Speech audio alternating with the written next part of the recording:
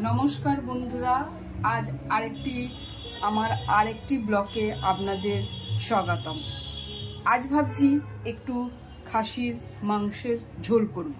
পেঁপে আলু দিয়ে খাসির মাংসের পাতলা ঝোল। তাই জন্য মাংসটা আগে থেকেই আমি 2-3টে সিটি দিয়ে রেখে দিয়েছি। এদিকে আপনার আছে আলু, পেঁপে, টমেটো, পেঁয়াজ, ক্যাপসিকাম আর একটু কাঁচা লঙ্কা। আর এই যে মাংসের সেদ্ধর জলটা, এটাও আমি ফেলিনি, এটাকে আমি একটু একটু দিয়ে ওটা কষবো। প্রথমেই গ্যাসটা জ্বালালাম।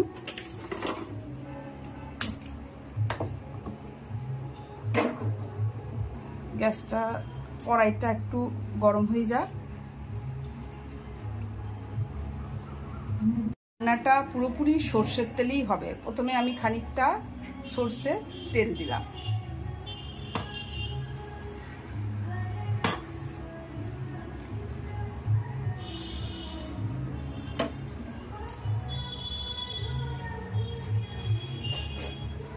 আর কয়েকটা গোটা গরম মশলা, এলাচ, লং আর একটু দারচিনি।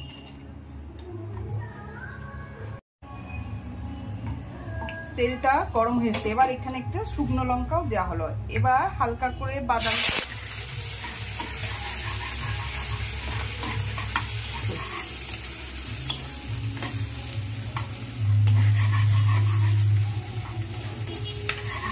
পেঁয়াজগুলো হালকা করে ভেজে নেবো বাদামি করে। আপনার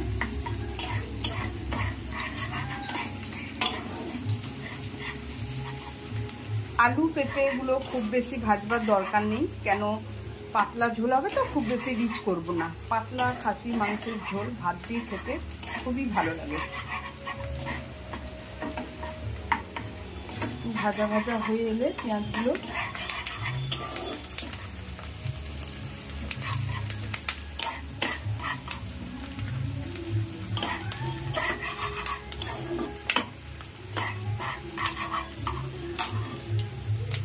ভাবে ভেজে এসছে। এরপর দিলাম আদা রসুন বাটা, 2-1 টুকরো টমেটো কুচি,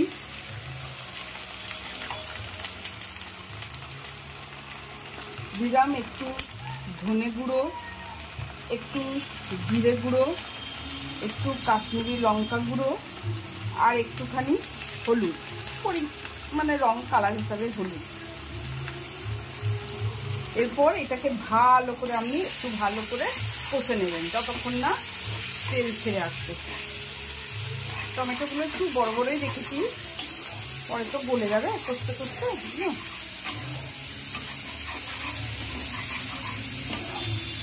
আর কয়েকটা ক্যাপসিকাম টুকরো ছিল, ওগুলোও দিয়ে দিলাম।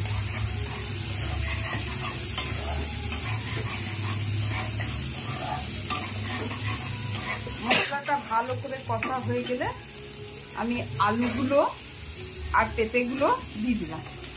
পেঁপেগুলো একটু পেকে গেছে, পেঁপেটা যাই হোক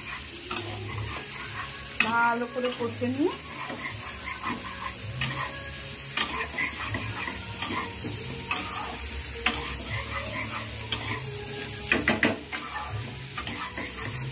তারপর মাংসটা দিলাম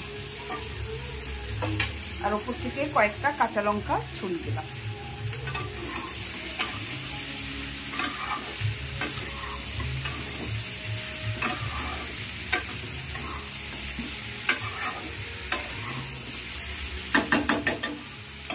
মাংস সেদ্ধ করে যে জলটা রেখেছিলাম ওটা একটুখানি দিলাম, ওটাকে বারে বারে দিয়ে কাজে লাগাবো।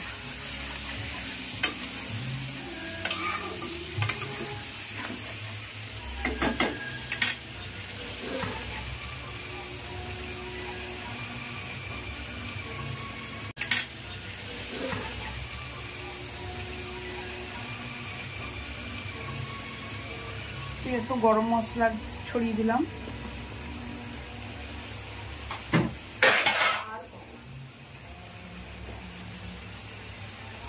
একটু গোলমরিচ গুঁড়ো,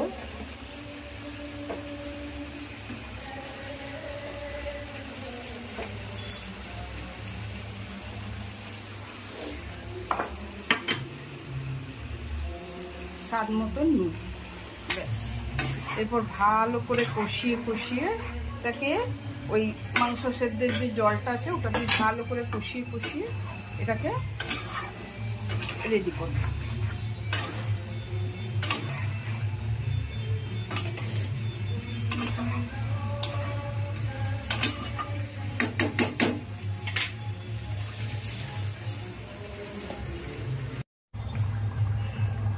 এই দেখুন বন্ধু, এবার মাংস রেডি। পাতলা খাসির মাংসের ঝোল।